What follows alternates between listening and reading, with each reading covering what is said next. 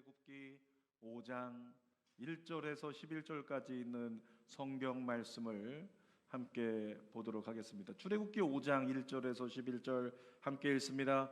그 후에 모세와 아론이 바로에게 가서 이르되 이스라엘의 하나님 여호와께서 이렇게 말씀하시기를 내 백성을 보내라. 그러면 그들이 광야에서 내 절기를 지킬 것이니라 하셨나이다. 바로가 이르되 여호와가 누구이기에 내가 그의 목소리를 듣고 이스라엘을 보내겠느냐? 나는 여호와를 알지 못하니 이스라엘을 보내지 아니하리라. 그들이 이르러 히브리인의 하나님이여 우리에게 나타나셨은즉 우리가 광야로 사흘 길쯤 가서 우리 하나님 여호와께 제사를 드리려 하오니 가도록 허락하소서. 여호와께서 전염병이나 칼로 우리를 치실까 두려워하나이다. 애굽 왕이 그들에게 이르되 모세와 아론아 너희가 어찌하여 백성의 노역을 쉬게 하려느냐? 가서 너희의 노역이나 하라. 바로가 또 이르되 이제 이 땅의 백성이 많아졌거늘 너희가 그들로 노역을 쉬게 하는도다 하고 바로가 그날에 백성의 감독들과 기록원들에게 명령하여 이르되 너희는 백성에게 다시는 벽돌에 쓸 집을 전과 같이 주지 말고 그들이 가서 스스로 집을 줍게 하라. 전에 만든 벽돌 수요대로 그들에게 만들게 하고 감하지 말라. 그들이 게으름으로 소리 질러 이르기를 우리가 가서 우리 하나님께 제사를 드리자 하나니 그 사람들의 노동을 무겁게 함으로 수고롭게 하여 그들로 거짓말을 듣지 않게 하라. 백성의 감독들과 기록원들이 나가서 백성에게 말하여 이르되 바로가 이렇게 말하기를 내가 너희에게 집을 주지 아니하리니 너희는 집을 찾을 곳으로 가서 주라. 그러나 너희 일은 조금도 감하지 아니하리라 하셨느니라. 아멘. 오늘은 출애굽기 5장 1절에서 11절 말씀을 가지고 영적 전쟁을 이기는 순종, 따라합시다. 영적 전쟁을 이기는 순종, 이런 제목으로 말씀을 나눕니다. 계속해서 저희가 모세에 대해서 함께 나누고 있는데요, 여러분, 모세는 하나님께 사명을 받았죠. 제일 먼저 이스라엘 장로들에게 가라 명령을 받고 가서 장로들에게 출애굽에 대해서 선포합니다. 이스라엘 백성들에게 선포한 모세의 그 명령은 아론을 통해서 전달이 됐고, 그리고 또 이적들이 일어났어요. 그러니까 그 이적을 보면서 야, 이건 우리가 본 적이 없는 거다. 하나님의 역사가 분명하다. 그래서 이스라엘 장로들이 모세와 아론을 쫓아서 우리가 당신들을 따르겠나이다 이렇게 고백을 하게 돼요. 자, 그들의 마음이 지금 출애굽기 4장 31절에 담겨 있는데요, 한번 읽어보겠습니다. 백성이 믿으며 여호와께서 이스라엘 자손을 찾으시고 그들의 고난을 살피셨다 함을 듣고 머리 숙여 경배하였더라. 여러분, 이스라엘 장로들이 이 모세와 아론을 만나기 전에 기대한 게 있습니다. 지금 우리 너무 힘들다. 바로 왕이 우리를 너무 힘들게 하니까 이 고난이 언제 끝날 것인가, 어떻게 방법이 없을까 고민하던 차에 하나님께서 모세와 아론을 보내가지고 출애굽하자, 하나님이 너희를 돌보신다 이렇게 말씀하셨어요. 그러니까 이스라엘 장로들이 회의를 했는데 야, 이거 아무래도 우리의 고난을 거두시기 위한 하나님의 뜻인 것 같다. 그리고 그들이 기대한 건 고난이 사라지겠지, 이제 괜찮아질 거야. 그리고 모세와 아론을 따라 나서기로 결정을 한 겁니다. 마치 이런 거죠. 예수님께서 이 땅에 오셨을 때 유대인의 왕이라 일컬음을 받았어요. 그러니까 예수님을 따르던 사람들은 무엇을 기대했냐면, 예수님의 제자들도 마찬가지로 이분은 메시아인데 이분이 로마의 압제 가운데서 우리에게 해방을 주실 거다. 정치적인 메시아로서 우리를 압제에서 해방시키고 독립국가로 만들고 정말 자주권을 가진 민족으로 세워주겠다, 그런 기대를 했단 말이죠. 마찬가지 기대가 이스라엘 백성들 오늘 모세를 통해서 있었습니다. 기대했어요. 고난이 없어질 거야. 우리를 좀 해방시켜 줄 것이다. 괜찮아질 거야. 그래서 바로를 향해서 모세와 아론을 따라서 이스라엘 장로들이 함께 나아갑니다. 그리고 바로에게 첫 번째 선포를 하는 거예요. 그것이 오늘 1절 말씀인데 하반절 한번 읽어보겠습니다. 내 백성을 보내라. 그러면 그들이 광야에서 내 앞에 절기를 지킬 것이니라. 여러분 한번 상상을 해보세요. 모세와 아론이 나가는데 뒤에는 이스라엘 장로들이 다 와서 서 있습니다. 그 가운데 모세가 아론에게 얘기하는 거죠. 내 백성을 내보내라. 그러면 아론이 내 백성을 내보내라 선포하고, 뒤에 있는 그 장로들이 성경에는 나와 있지 않으니까 추론하기를 이런 분위기였지 않았을까? 앞에서 아론이 서가지고 내 백성을 내보내라 그러면 뒤에 있는 장로들이 내보내라 내보내라, 하나님의 절기를 지킬 것이다, 뒤에서 지킬 것이다 지킬 것이다 그러면서 합창을 하면서 똑같은 요구사항을 바로에게 하고 있는 장면입니다. 그런데 성경을 보니까 바로 왕이 어떻게 반응을 했죠? 자, 2절 말씀 읽어보겠습니다. 바로가 이르되 여호와가 누구이기에 내가 그의 목소리를 듣고 이스라엘을 보내겠느냐? 나는 여호와를 알지 못하니 이스라엘을 보내지 아니하리라. 바로 왕의 대사를 보니까 이 바로 왕은 이스라엘 백성들의 요구를 들어줄 생각이 눈꼽만큼도 없었던 거죠. 뿐만 아니라 4절 끝에 보면 쉬운 말로 하면 이런 겁니다. 가서 일이나 해라. 시끄러운 소리 그만하고 말도 안 되는 얘기하지 말고 가서 일이나 해. 이런 호통을 쳤다라고 하는 거죠. 근데 바로 왕이 그들의 요구를 거절했는데요, 거절해서 끝나지 않았어요. 성경을 보니까 바로 왕은 그 요구에 화가 나가지고 의도적으로 그들을 더 힘들게 만들어야 되겠다 이렇게 결정을 합니다. 그래서 벽돌을 만드는데 전에는 진흙을 공급해주고 집을 다 공급해줘가지고 진흙과 집을 이겨가지고 이렇게 섞어서 벽돌을 만들었단 말이죠. 그런데 갑자기 명령이 떨어지기를 저들에게 이제는 진흙만 주고 집은 주지 말아라, 집은 스스로 들에 가서 거두게 하라, 이런 명령이 떨어지는 거예요. 그러면서 뭐라고 했냐면 감독관들에게 일정은 똑같이 하되 전에와 똑같은 숫자의 벽돌을 만들도록 그들에게 요구하고 그러나 집은 스스로 가서 찾게 하라. 그러니까 어떤 결과가 주어진 거냐면 일이 2배가 돼버린 거예요. 일 때문에 너무 힘들어가지고 그들이 외치고 고민하다가 그때 이제 하나님이 모세와 아론을 보내주셔가지고 우리의 고난을 거두시는가 보다 생각을 했는데 오히려 바로 왕에게 가서 이 백성을 내보내라고 하나님의 뜻을 순종하여 따르다가 거꾸로 일이 지금 2배가 돼버리고 더 큰 어려움이 다가오고 말았다는 거죠. 그러면서 힘들고 어려운 상황에 처한 이스라엘 백성들이 도무지 벽돌을 만들어내지 못하는 거예요. 왜냐하면 전에보다 일이 2배로 많아졌으니까 똑같은 일정에 아무리 노력해도 단번에 그만큼 만들어낼 수가 없는 거죠. 그래서 탄식하면서 힘들어하고 어쩔 줄 몰라 하니까 출애굽기 5장 14절 보니 오히려 더 큰 핍박이 떨어집니다. 읽어보겠습니다. 바로의 감독들이 자기들이 세운 바 이스라엘 자손의 기록원들을 때리며 이르되 너희가 어찌하여 어제와 오늘에 만드는 벽돌의 수요를 전과 같이 채우지 아니하였느냐? 왜 전에만큼 만들지 못하는 거야? 이렇게 물어본 거예요. 그랬더니 이스라엘 그 장로들과 백성들이 얘기한 거죠.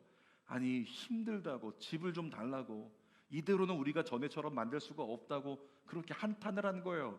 그랬더니 또다시 이렇게 얘기합니다. 출애굽기 5장 18절에요. 시작. 이제 가서 일하라. 집은 너희에게 주지 않을지라도 벽돌은 너희가 수량대로 바칠지니라. 자, 이게 본문의 지금 5장의 스토리인데 여러분 지금 어떤 상황이냐면 이스라엘 백성들은 모세와 아론을 따르면, 모세와 아론에게 순종하면, 다시 모세와 아론을 통해 말씀하시는 하나님께 순종하면 고난은 끝나겠지 생각을 한 거예요. 그런데 모세에게 순종했다가 어떻게 됐다? 고난이 더 커진 겁니다. 모세에게 순종했다가 더 고통스러워진 거예요. 더 힘들어진 거예요. 그러니까 이스라엘 백성들이 어떻게 반응했냐면 돌아서면서 아무래도 좀 모세가 가짜 같다, 아론이 가짜 같다, 돌아서서 모세와 아론을 향해 손가락질하면서 그들에게 분노와 원망을 쏟아내는 것, 그것이 이스라엘 백성들의 모습이었어요. 21절 말씀 읽어보겠습니다. 그들에게 이르되 너희가 우리를 바로의 눈과 그의 신하의 눈에 미운 것이 되게 하고 그들의 손에 칼을 주어 우리를 죽이게 하는도다. 여호와는 너희를 살피고 판단하시기를 원하노라. 여러분 마지막에 여호와가 너희를 살피시고 판단하시기를 원하노라, 이 장로들의 고백이요, 쉬운 말로 하면 이것입니다. 하나님이 너희를 가만히 안 두실 거야, 이런 얘기예요.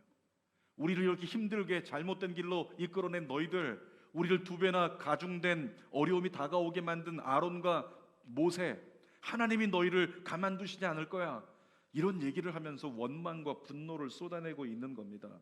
여러분 본문 속에서요, 우리 하나님 뭐에 대해서 말씀하시냐면 오늘 제목처럼 순종에 대해서 말씀하세요. 순종이 무엇인가, 어떤 순종이 하나님께 합당한 것인가 가르쳐 주시고 계신데 우리 자신을 한번 점검했으면 좋겠습니다. 그리고 분별할 수 있는 예배자가 되기를 원해요.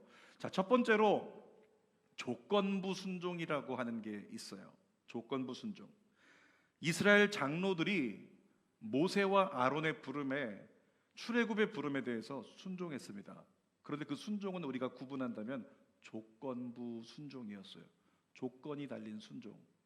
여러분, 하나님의 사람이라면 어떤 사람이어야 됩니까? 하나님의 사람은 대책이 없어도 주님만 바라보고 주님 믿고 순종하는 사람이어야 될 줄 믿습니다. 하나님의 사람은 그냥 계산이 없어요. 주님 말씀하시면 가는 거죠. 신앙생활 하다 보니까 느끼는 게 뭐냐면, 성경 말씀은 이렇게 설교를 통해서 때로는 해석을 해줘야 되는데, 그런데 우리가 부르는 찬양들 보면 그 찬양 속에요, 답이 다 들어있어요. 신앙생활의 답이 찬양 속에 다 들어있다는 거죠. 우리가 찬양 한번 불러볼까요? 주님 말씀하시면 이라는 찬양이 있는데, 이 찬양의 앞소절의 가사가 하나님을 따라가는 것, 순종하는 것, 그게 뭔지를 그냥 너무 쉽게 가르쳐주고 있는 거예요. 한번 불러봅시다. 주님 말씀하시면, 주님 말씀하시면 내가 나가리라. 주님 뜻이 아니면 내가 멈춰서리다. 나의 가고 서는 것 주님 뜻에 있으니, 오 주님 나를 이끄소서. 아멘. 여러분, 뭐라고요? 주님 말씀하시면 어떻게 한다? 아멘 하고 가는 거예요. 주님이 아니라고 말씀하시면 아무리 좋아도 어떻게 한다? 멈추는 거죠. 이것이 순종이라는 거예요. 그러니까 하나님의 사람의 순종은 내 생각과 내 계산과 내 판단과 상관없이 주님 말씀하시면 그때 내가 순종으로 움직이고 반응하고, 주님이 말씀하시면 그때 내가 멈추고 그 자리에 머물러 있고 주님을 찾는 것, 이것이 하나님의 사람의 순종이라고. 근데 여러분, 이스라엘 백성들, 이스라엘 장로들의 순종은요, 그런 순종이 아니었어요. 이스라엘 장로들의 순종은 이런 것입니다. 모세와 아론을 통해서 하나님이 너희를 보내신다, 나아가서 하나님을 예배하라. 그랬더니 그들이 모여서 회의를 합니다. 회의하면서 생각하는 거예요. 모세와 아론을 따르면 왠지 우리의 고난이 없어질 것 같지.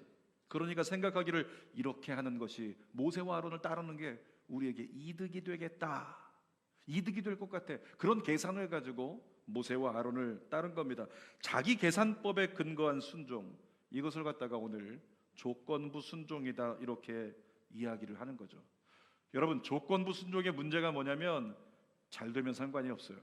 근데 조건부 순종은 잘 되지 못하면 그때 원망과 불평을 쏟아내더라는 거죠. 자, 출애굽기 5장 21절 하반절을 현대어 성경으로 한번 스크린 보고 읽어보겠습니다. 여호와께서 당신들이 행한 일을 판단하시고 벌하실 것이요. 모세와 아론 앞에 엎드려 경배했어요. 하나님의 말씀이 당신들에게 임한 것이 맞습니다. 우리가 순종하겠습니다. 엎드려 경배했단 말이죠. 그런데 경배하는 가운데 뭐라고요? 그들의 엎드림은 조건부 순종. 이렇게 하면 분명히 우리에게 고난이 없어지는 좋은 일이 있겠지, 이 기대감을 가지고. 그런데 모세를 따라갔더니 어떻게 됐다? 따라가는 첫 번째 순간부터 더 큰 고난이 다가오고 더 큰 문제가 다가오니까 그것 때문에 돌아서 가지고 모세를 향해서 하나님이 당신들을 벌하실 겁니다, 이렇게 분노를, 저주를 쏟아내고 있는 것, 그것이 이스라엘 장로들의 모습이었어요. 여러분이 이스라엘 원로들, 이스라엘의 1세대 이 장로들에게 광야 시대가 열린 이유가 바로 그것입니다. 하나님의 말씀과 하나님의 계산법을 온전히 신뢰하지 못하는 그 불신앙 때문에 이스라엘 백성들과 장로들이 광야를 지나야 됐다고 하는 거죠. 12정탐꾼 기억하시죠? 광야에서 모세가 가나안으로 보냈던 12명의 정탐꾼, 그 중에 10명의 정탐꾼의 문제가 무엇이었습니까? 하나님의 말씀을 염두에 두지 못했다는 것, 하나님의 계산법을 계산에 넣지 못했다는 것, 자기 계산과 자기 생각만 가지고 안 된다고 말했던 것, 그것이 그들의 문제였잖아요. 그건 불신앙이라고 하는 거예요. 여러분, 신앙이 뭡니까? 제가 물어보죠. 신앙 늘 얘기하기를, 무슨 신? 믿을 신. 무슨 앙? 우러를 향. 신앙생활하는 사람 이 두 글자만 잘 붙잡아도 신앙생활 제대로 할 수 있다. 믿을 신, 우러를 향. 그게 신앙이에요. 그러면 신앙인은 포커스가, 시선이 다른 곳에 있으면 안 돼요. 내게 있는 것이 얼마인가 거기서 바라봐도 안 되고, 내 조건 바라봐도 안 되고, 지금 상황이 어떤가 이거 바라봐도 안 되고, 믿는 신앙인이라면 어떻게? 온전히 믿는 분 하나님 바라보고 그 하나님만 따라가는 건, 이것이 신앙인의 몫이라고 하는 거죠. 제가 이번 주에 성남에 있는 저희 성도 사업장에 신년 예배를 드렸어요.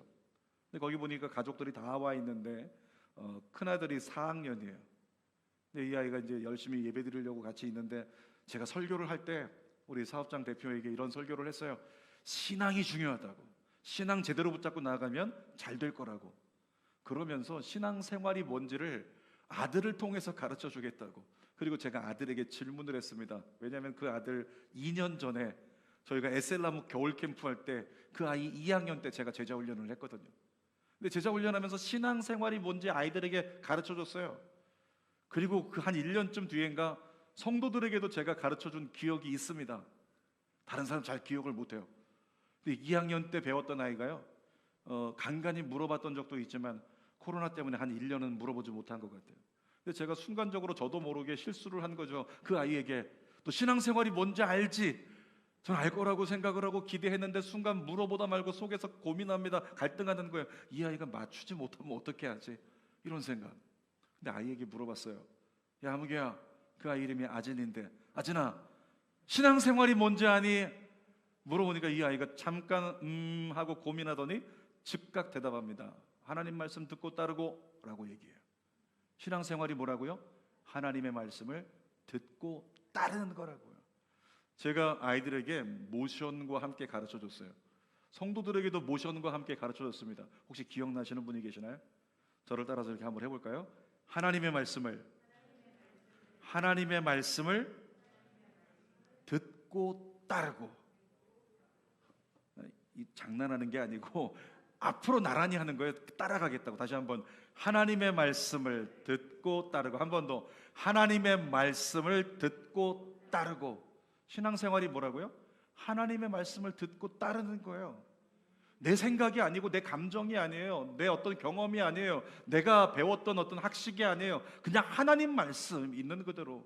내가 회사 오너이든 내가 회사의 임원이든 내가 어떤 곳에서 유명한 자이든 많이 배운 사람이건 그것과 상관없이 믿음의 사람은 성경 말씀에서 나오는 하나님 말씀을 듣고 들은 그 말씀을 그냥 따라가는 거.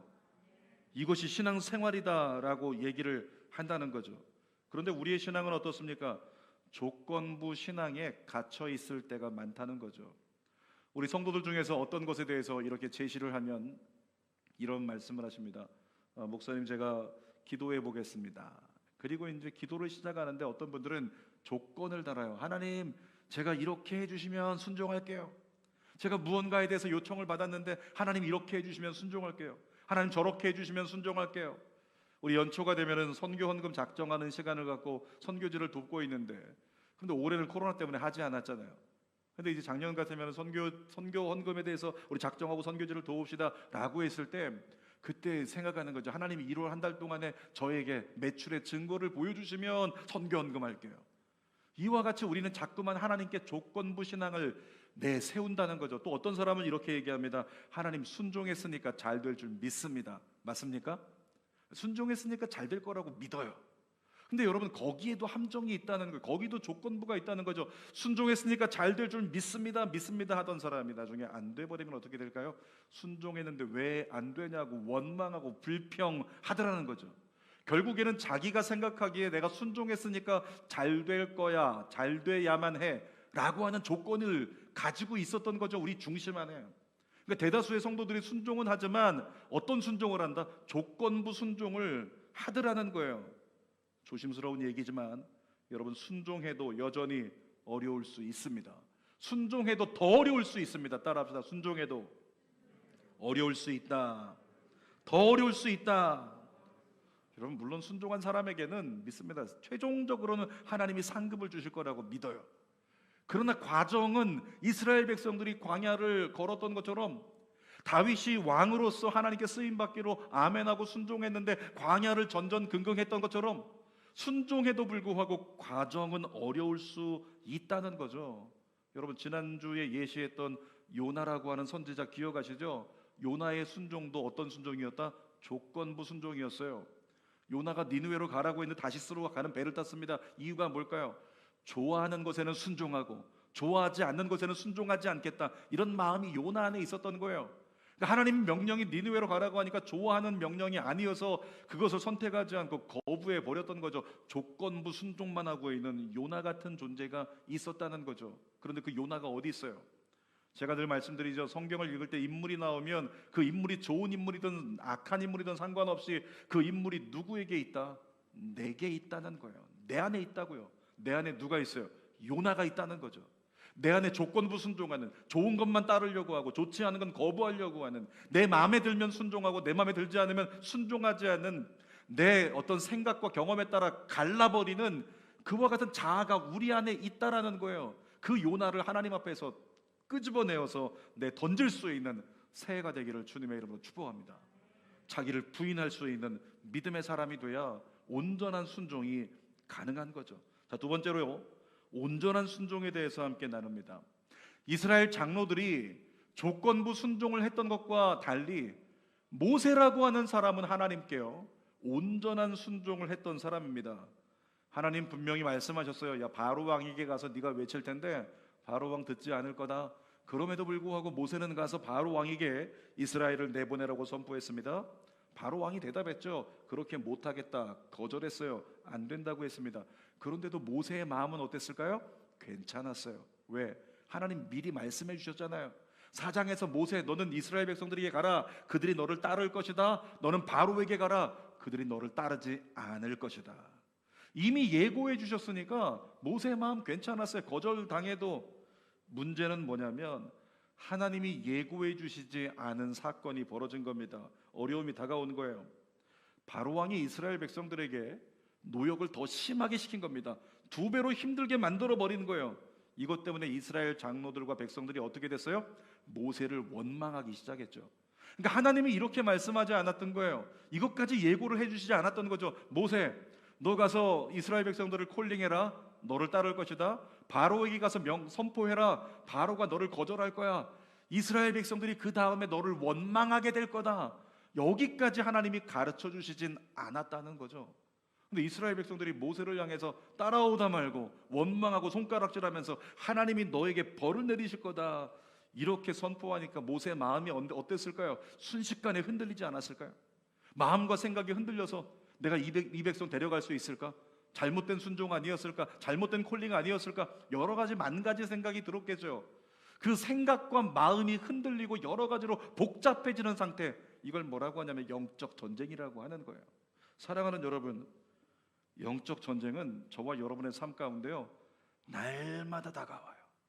우리 마음과 생각을 흔드는 영적 전쟁이 날마다 일어난다고 하는 거죠. 하나님께 순종했는데 오히려 어려운 일이 다가옵니다. 그러면 어떻게 됩니까? 믿음이 흔들려 버려요. 하나님께 순종했는데 오히려 외로움과 상처가 다가오면 믿음이 흔들린다고요. 우리 안에 있는 믿음이 흔들리는 상태, 이것이 뭘까요? 영적 전쟁의 결과라고 하는 거예요. 여러분, 그렇다고 해서 영적 전쟁을 핑계 삼아서 순종했더니 영적 전쟁 다가온다고 순종을 중단하게 되면 누가 좋아할까요? 사탄이 좋아하겠죠. 그건 마귀가 좋아하는 일입니다. 저와 여러분은 하나님의 사람으로서 비록 강한 영적 전쟁이 다가온다 할지라도 포기하지 않는 순종, 그것이 온전한 순종이겠죠. 여러분, 좋은 예를 들어드릴 텐데 다니엘의 세 친구들의 좋은 예가 있죠. 이 세 친구들이 다니엘이 느부갓네살 왕의 꿈을 해몽해 주면서 총리가 됐어요. 뿐만 아니라 친구들도 다 지방에서 한 자리씩 차지해가지고 지방자치단체장이 돼 있는 거죠. 그런데 느부갓네살 왕이 금신상을 만들고 그 다음에 칙령을 내립니다. 이 금신상에게 나팔이 울릴 때마다 모두가 절해야 된다. 절하지 않는 사람은 처벌할 것이다. 이런 조서가 선포가 된 거예요. 그런데 다니엘의 세 친구를 보니까 나팔 소리가 들려도 금신상에 절하지 않는 걸 누군가가 발견한 거죠. 그리고 신고합니다. 느부갓네살 왕궁에 다니엘의 세 친구들, 당신이 저렇게 지방자치 단체장들 세운 그 세 친구들이 금신상에게 세상에 절하지 않습니다. 그들을 가만두면 안 됩니다. 이렇게 선포한 거예요. 느부갓네살 왕이 그들을 불러들입니다. 그리고 자초지정을 묻게 되죠. 진짜 너희 절하지 않은 거 사실 아니지? 정말 절하지 않았니? 그러면서 추궁하다가 이제 부탁을 합니다. 지금까지는 괜찮으니까 이제부터라도 나팔 소리 들리면 너희는 금신상에 엎드려서 절해라. 이렇게 가르쳐 준 거예요. 부탁을 한 거죠. 이야기를 한 겁니다. 왜? 그들을 좋아하니까. 여러분, 그런데 그들이 유명한 대답을 했습니다. 다니엘 3장 17절 말씀 읽어보겠습니다. 왕이여, 우리가 섬기는 하나님이 계시다면 우리를 맹렬히 타는 풀무불 가운데서 능히 건져내시겠고 왕의 손에서도 건져내시리이다. 여러분, 이 정도 믿음은 우리도 되지 않나요? 우리가 문제가 생기면 어떤 것에 대해서 어떤 위협할 수 있는 요구가 다가오면 그런 위협이 있어도 하나님 우리를 건지실 거예요, 이렇게 우리는 고백하잖아요. 근데 그 다음 이 세 친구의 위대한 고백이 있죠. 18절 말씀 같이 읽어보겠습니다. 그렇게 하지 아니하실지라도 왕이여 우리가 왕의 신들을 섬기지도 아니하고 왕이 세우신 금신상에게 절하지도 아니할 줄을 아옵소서. 이 18절 말씀을 가지고 만든 찬양이 있어요. 그게 뭔지 기억하십니까? 그리 아니하실지라도. 혹시 이 찬양 기억나시는 분 계신가요? 이 찬양은요, 우리가 부를 때 율동까지 만들어서 불렀어요. 어떻게든지 기억은 안 나요. 그리 아니하실지라도 이거였는지 아니면 그리 아니하실지라도 이거였는지 모르지만 우리는 이 찬양 부르면서 율동을 했어요. 그리고 사랑한다고 사랑해요, 합력해서 선을 이루어요, 감사합니다 그러면 서로 좋아가지고 서로 손 마주치고 찬양하고 즐겁게 그렇게 불렀던 찬양이 그리 아니하실지라도 우리는 주님만 섬기겠습니다, 그 고백이었단 말이죠. 근데 여러분, 이 다니엘 그 말씀을 읽어보면 그 찬양은 그렇게 웃으면서 즐겁게 부를 수 있는 찬양이 아니더라는 거죠.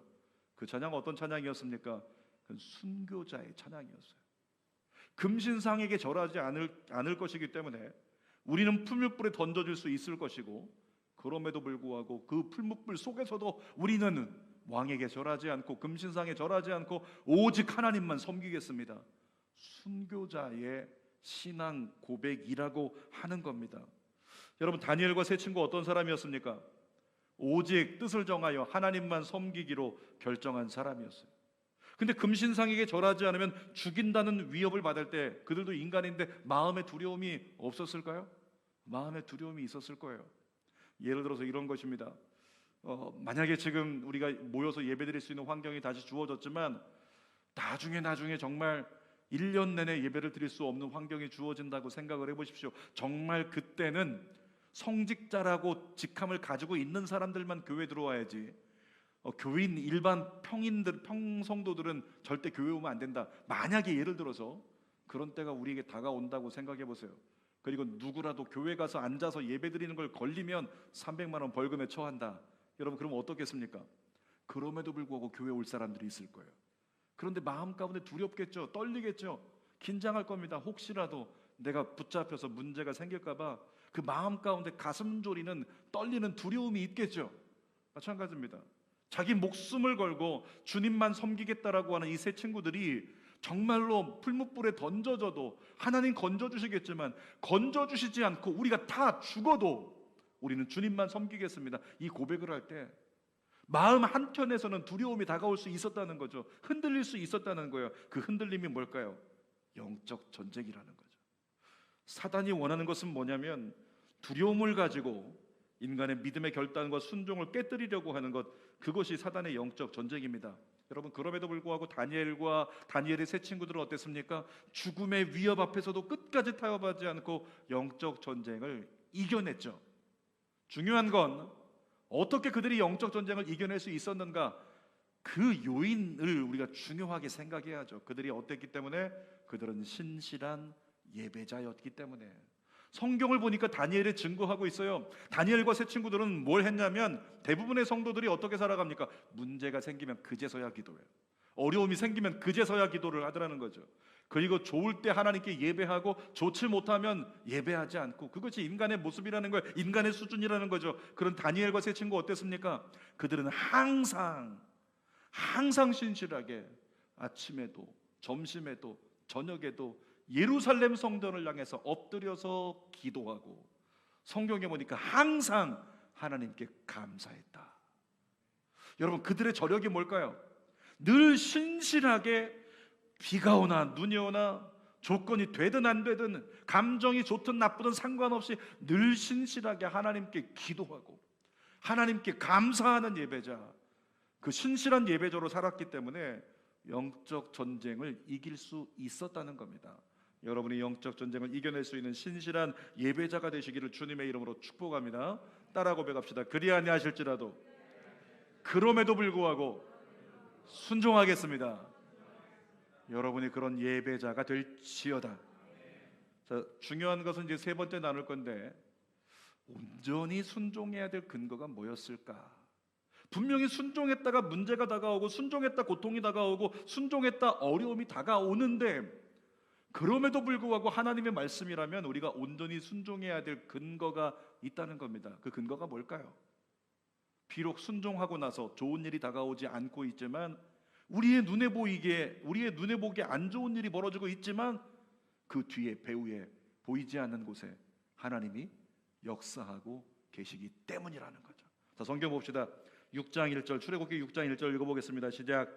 여호와께서 모세에게 이르시되 이제 내가 바로에게 하는 일을 내가 보리라. 지금 이게 무슨 말씀이냐면 하나님께서 그런 거죠.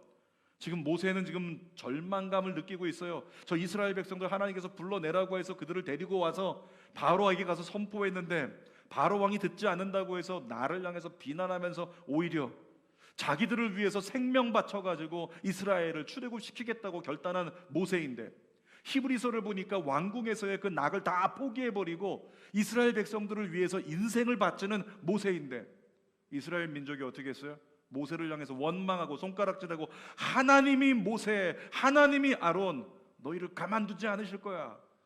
여러분, 이렇게 그들이 입술에서 부정적인 그 진노의 고백을 쏟아낼 때요, 모세의 마음은 좋지 않았을 거예요. 그런데 하나님이 뭐라고 말씀하신다고요? 야 모세, 그럼에도 불구하고 바로에게 하는 일을 네가 보게 될 것이다. 사랑하는 여러분, 하나님의 말씀의 해석은 이것입니다. 모세, 저들이 너를 원망하고 있지만, 저들이 너를 비난하고 있지만, 바로가 너의 말을 듣지 않고 있지만 그 속에 내가 역사하고 있다. 이와 같은 말씀이죠.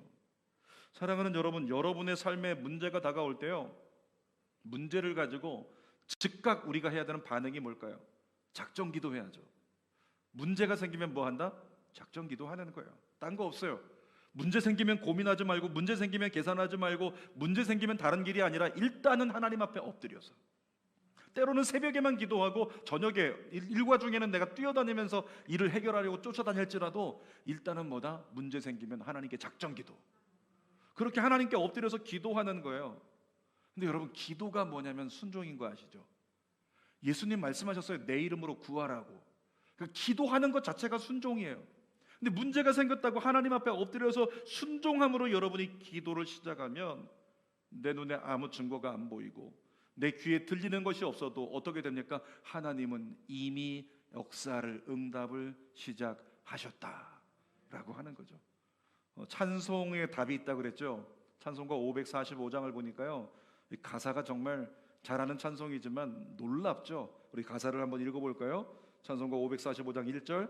이 눈에 아무 증거 아니 배워도 믿음만을 가지고서 늘 걸으며, 이 귀에 아무 소리 아니 들려도 하나님의 약속 위에 서리라. 2절. 이 눈이 보기에는 어떠하든지 이미 얻은 증거대로 늘 믿으며 이 맘에 의심 없이 살아갈 때에 우리 소원 주 안에서 이루리. 자, 이 대목을 보면요, 뭐라고요? 우리 소원을 주 안에서 이루어 주시는 날이 다가온대요. 소원이 이루어지는 날. 근데 그것을 이루어 주실 테니까 지금은 뭐하라? 이 마음에 의심 없이 살아가라. 지금은 아무것도 안 보이지만, 이루어진 게 없지만, 소원이 만족되지 않았지만 믿음 가지고 오늘 의심 없이 가던 길을, 믿음의 길을 계속 가라. 계속 기도하라. 이 말씀이죠. 다시 한번 읽어봅시다. 이 마음에 의심 없이 살아갈 때 우리 소원 주 안에서 어떻게? 이루리. 그 다음에 후렴가사가 나오는 겁니다. 읽어봅시다. 걸어가세 믿음 위에 서서, 나가세 의심 버리고, 걸어가세 믿음 위에 서서 눈과 귀 위에 아무 증거 없어도. 어쩌면 이런 생각이 들어요. 이 찬양은 모세의 찬양이라고. 지금 하나님의 말씀을 듣고 하나님 말씀에 순종해서 이스라엘 백성들을 선도하고 출애굽의 선봉장으로 섰는데, 바로만 안 듣는 게 아니라 그것은 하나님 말씀하셨으니까 그럴 수 있겠지 싶었지만은 이스라엘 백성들이 나를 따르다 말고 돌아서 가지고 막 대적하고 있고 적대시하고 있는 이런 환경이 주어질 때, 그때에도 모세가 과연 이 이스라엘 백성들을 이끄는 게 하나님의 뜻인가? 라고 하는 생각과 마음, 멘탈을 지킬 수 있느냐는 거죠. 흔들릴 수 있는 영적 전쟁이 다가올 수 있었다는 거예요. 그럼에도 불구하고 순종의 사람, 어떤 사람이라고요? 이 눈에 아무 증거 안 보이고 귀에 아무 소리 안 들려도 그럼에도 불구하고 걸어가세 믿음 위에 서서, 바로 이와 같은 사람이 하나님의 사람이라고요. 사랑하는 여러분, 우리의 삶은 영적 전쟁 투성입니다. 마지막 때가 가까울수록 극심한 영적 전쟁이 더 펼쳐져요. 자, 성경 말씀 마가복음 13장 22절 읽어봅시다. 거짓 그리스도들과 거짓 선지자들이 일어나서 이적과 기사를 행하여 할 수만 있으면 택하신 백성을 미혹하게 하려 하리라. 따라합시다. 할 수만 있으면 미혹하리라. 할 수만 있으면 빼앗으리라. 여러분, 지금 사탄의 역사를 얘기하는 건데 어떻게 한다고요? 할 수만 있으면 사탄은요 빼앗으려고 해요. 다시 한번 따라합시다. 할 수만 있으면 빼앗으리라. 너의 생명을. 누구의 생명이라고요? 여러분의 생명이요. 나의 생명. 이게 사탄의 역사라는 거예요. 사탄의 역사는요, 날마다 우는 사자처럼 두루다니면서 삼킬 자를 찾아요. 예배 시간 중에도 찾아요. 예배 시간 중에도 역사하고, 예배 끝나고도 역사하고, 집에 돌아갔을 때 역사하고, 내일부터 시작되는 일상 속에 역사하고, 사단은 분초마다 역사하면서 우리 마음과 생각을 빼앗으려고, 할 수만 있으면 어떻게 만들려고, 믿음에서 우리를 빼앗으려고, 구원에서 우리를 빼앗으려고. 그래서 누구를 보낸다고요? 거짓 그리스도들과 거짓 선지자들을 보낸다는 거죠. 이 거짓 그리스도, 거짓 선지자는 누굴 얘기하냐면 이단을 얘기하는 거거든요. 근데 여러분 아십니까? 그 이단이 밖에만 있는 게 아니에요. 어디에도 있을까요? 이렇게 물어보면 교회 안에 있다 이렇게 얘기하고 서로를 경계하기 시작하겠죠. 그거 아니고 이단이 어디에도 있냐면 내 속에도 있다고요. 어디 있다고요? 내 속에도 이단이 있다고요. 이단이 뭔데요? 거짓의 영. 거짓의 영이 내 속에도 있는 거예요. 하나님의 실존하심을 믿지 못하게 만드는 거짓의 영이 내 안에 있어서 자꾸만 하나님의 뜻보다 내 뜻을 따르게 하고, 하나님의 계산법을 온전히 믿지 못하게 하는 그 거짓의 영이 우리로 말미암아 의심하게 하고, 불안하게 하고, 초조하게 하고, 그래서 내 뜻 따르고 내 계산법 따르고 세상 가치를 따르게 만드는 그런 일들이 일어나고 있다는 거죠. 그 거짓의 영이 우리 안에서 나의 마음과 생각을 흔들고 있는 거죠. 여러분, 모세 얼마나 갈등이 많았을까요? 주어진 사명을 포기하고 싶은 영적 전쟁이 마음속에서 얼마나 일어나고 있었을까요? 목사가 힘들 때가 있는데 그게 언제냐면, 우리 성도들은 간혹 가다가 이런 부탁을 해요. 목사님, 바른 권면으로 저를 인도해 주십시오. 상태가 좋을 때 얘기죠. 은혜 받고 나면 그제서 쫓아와서 목사님, 제가 목숨 바쳐 순종할게요. 제가 오른팔이 될게요. 목사님과 끝까지 함께 할게요. 그랬던 사람, 남아있는 사람 별로 없는 거 아시죠? 근데 성도들이 목사에게 목자니까 바른 권면을 해달라고 그렇게 요청할 때가 있어요. 제가 5년 전으로 기억합니다. 그 성도의 말을 진짜 믿고 어느 순간에 정말 기도 많이 하다가 그분을 위해서 5년 전에 권면했어요. 집사님, 제가 집사님께 정말 기도하는 마음으로 권면해 드릴게요. 집사님 이러셔야 됩니다. 집사님 이러셔야 됩니다. 2번 권면하고 3개월 뒤에 그분이 교회를 떠났어요. 제가 그때 이후에 깨달았습니다. 성도에게 설교 시간 외에는 절대 권면하지 말자. 그것이 나에게 득이 되지 않는다. 이런 생각이 들었어요. 근데 제가 그때 기억하기를, 권면해달라고 해서 권면했더니 오히려 저를 비난하면서 교회를 떠나버리는 상황이 생겼을 때 어떻게 됐을까요? 목사의 마음이 무너지는 거죠. 참담한 거예요. 내가 이러려고 교회를 세웠나? 내가 이러려고 목사가 됐나? 그냥 내 믿음이라도 잘 지키는 평신도가 돼가지고 내 믿음 잘 지키고 살았으면 문제가 없는데, 이런 생각을 하게 되잖아요. 여러분, 모세도 그랬겠죠. 모세가 자기 생명 바쳐서 자기 뜻을 바쳐가지고 하나님 뜻에 순종했고, 이스라엘 백성들을 그 선도하겠다고 했는데 이스라엘 백성들은 자기를 향해서 막 손가락질하면서 비난하고 원망과 조소를 쏟아부을 때 모세도 똑같은 생각했을 거예요. 자, 이거 사명 포기할까? 그냥 광야에 있는 장인어른 집으로 돌아가 버릴까? 여러 가지 생각을 했겠죠. 그럼에도 불구하고 모세 어떻게 이겨냈을까요? 성경에 보니까 모세는 놓치지 않았던 한 가지가 있었어요. 그게 뭘까요? 기도를 놓치지 않았어요. 하나님과의 교통을 놓치지 않았어요. 그래서 하나님과의 교통을 통해 하나님의 말씀 붙잡고 기도를 통해서 하나님의 영에 붙들리는 모세가 되니까 영적 전쟁을 이겨내고 이스라엘 백성들의 광야를 이겨낼 수 있도록 그들을 이끌어내더라는 거죠. 또 한 가지, 모세는 어떤 사람이었어요? 뭐가 부족했다고요? 제 손가락을 갖다 댔어요. 뭐가 부족했다고요? 주둥이가 부족했다고요? 뭐가 부족했다고요? 말이 부족했다고. 말이 어눌해요. 말이 어눌하니까 모세가 말을 못하잖아요. 그러니까 자꾸만 누구를 통해서 통역을 해요? 아론. 직접 얘기하지 못하고 아론에게 떠듬떠듬 얘기하면 아론이 알아서 유창하게 얘기했다는 거죠. 그러니까 모세가 하나님 앞에 이스라엘 백성들의 그 배역한 모습을 보고 자기를 향해 원망하고 분노를 쏟아내는 모습을 보고 말 잘하는 모세였다면 어떻게 했을까요? 하나님께 돌아서 가지고 하나님께 조목조목 말씀드리면서 하나님, 쟤들이 그랬고요, 쟤들이 이랬고요, 쟤들이 이랬으니까 이렇게 하십시오 하나님, 그러고 고백을 했겠죠. 근데 모세는 뭐가 어눌하다? 말이 어눌해요. 그러니까 모세는 어떻게 했냐면 그렇게 조목조목 설명하지 못하고 그냥 하나님 앞에 하나님, 그냥 하나님만 부르는 거예요. 하나님 아시지요? 라고 하나님만 부르는 거예요. 말이 어눌해서. 근데 여러분 그거 아시죠? 우리 자녀들이 갑자기 복도에서 이렇게 문제가 생겨가지고 막 뛰어와요. 싸워서 다쳤던지 어디가 깨졌던지 누가 나를 굉장히 괴롭혔던지 생각하면 자녀들이 어떻게 뛰어올까요? 뛰어오면서 엄마 아빠 아무개가 그랬고요, 아무개가 그랬고요, 이랬고요, 저랬고요 설명하면서 뛰어오나요? 아니에요. 아이들 뛰어오는 거 보면 어떻게 합니까? 그냥 울면서 그냥 한 외마디만 외치면서 뛰어와요. 아빠 그러면서 뛰어와요.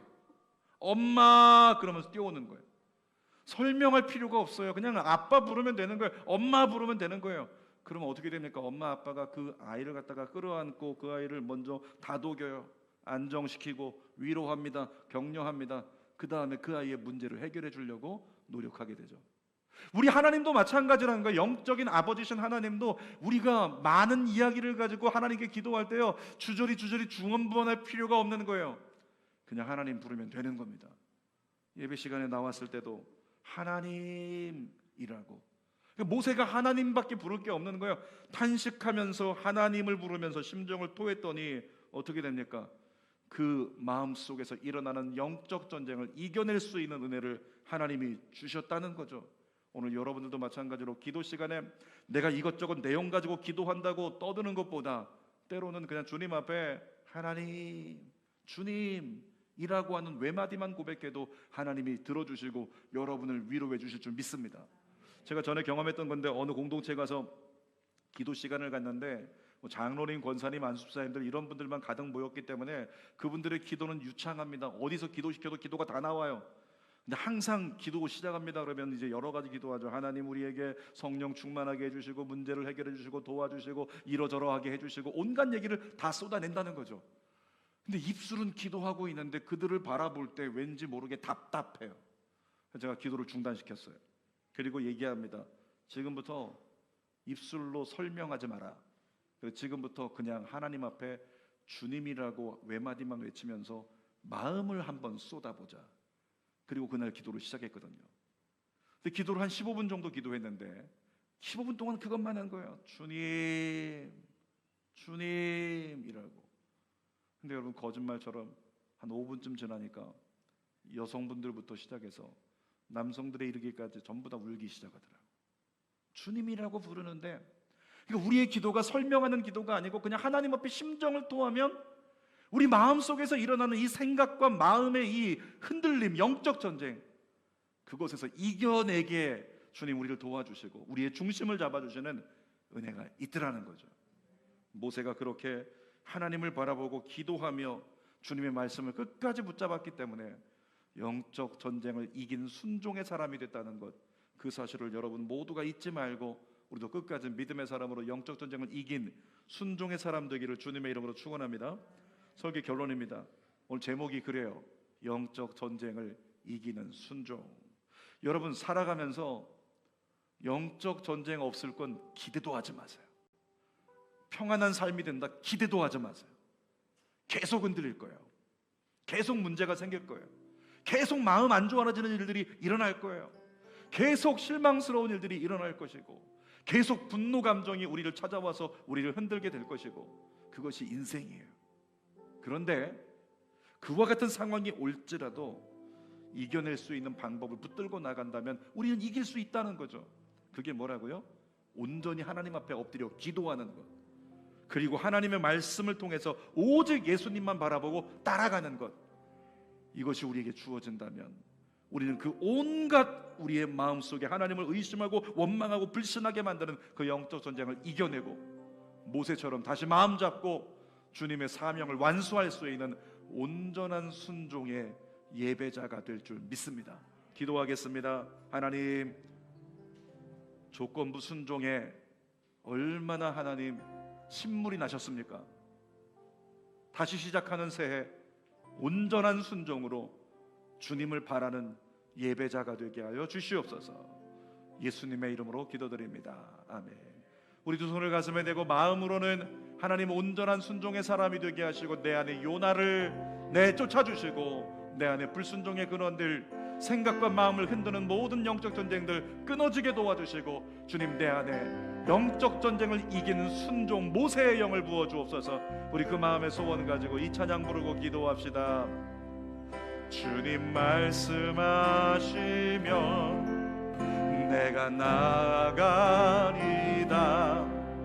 주님 뜻이 아니면 내가 멈춰서리다.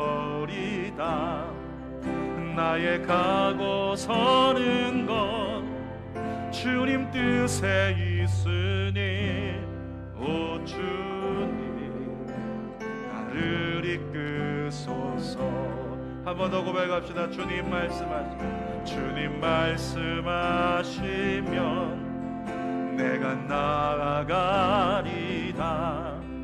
주님 뜻이 아니면 내가 멈춰서리다. 나의 가고 서는 것 주님 뜻에 있으니, 오 주님 나를 이끄소서.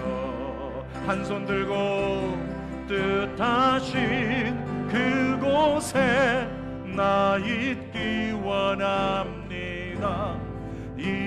이끄시는 대로 순종하며 살리니, 연약한 내 영혼 통하여 일하소서.